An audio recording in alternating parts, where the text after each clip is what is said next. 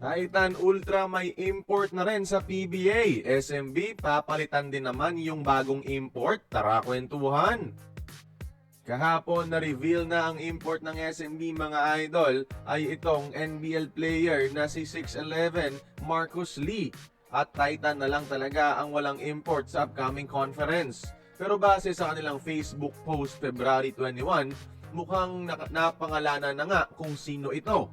Sakto kasi ang silhouette sa picture ni Michael Gilmore mga idol, ang matagal ng rumored na target nila. Si Michael Gilmore mga idol ay isang 6'10 forward na naglalaro sa Europe at masasabing isa sa mga big man imports na kayang gumawa ng sariling tira mga idol. Base sa kanyang highlights, capable siya umiscore ng high scoring numbers sa PBA. Dark horse candidate masasabi sa mga best imports natin ngayon.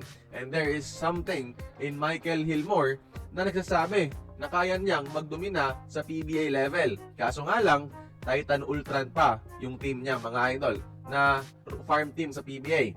Again, let us wait for the official announcement of Titan. Pero 98% sure na si Michael Gilmore ang kanilang import. Samantala, maraming fans ang nidismaya sa kinuhang import ng SMB na si Marcus Lee. Dahil habang lahat nasa NBA free agency naghahanap, si Lee yung kinuha ng SMB na galing lang sa NBL. Isang defensive machine mga idol na kayang mag-complement kay Junmar. Pero based sa highlights, hindi capable bumuhat ng opensa.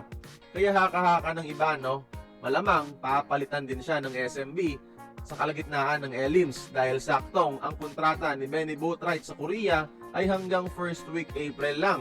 So makakahabol pa siya sa gitna ng eliminations. Itong si Boatwright kasi mga idol, proven na kayang buhatin ng SMB. Kaya kayo, tingin nyo, papalitan kaya ng SMB kaagad itong si Marcus Lee?